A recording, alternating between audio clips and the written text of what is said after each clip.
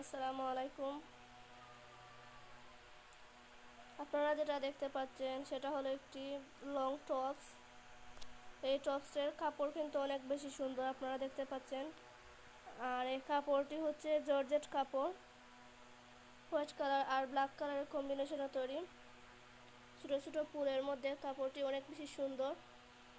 আর এই টপসটি পরলেও কিন্তু অনেক বেশি সুন্দর লাগে। এটা বোরকার মতো, কোথাও বাইরে যাওয়ার জন্য এটা পরে যাওয়া যাবে। এই টপসটির হাতা হচ্ছে লং হাতা, আপনারা দেখতে পাচ্ছেন। এই যে হাতার মধ্যে বুতাম দেওয়া আর হচ্ছে বকরম দেওয়া,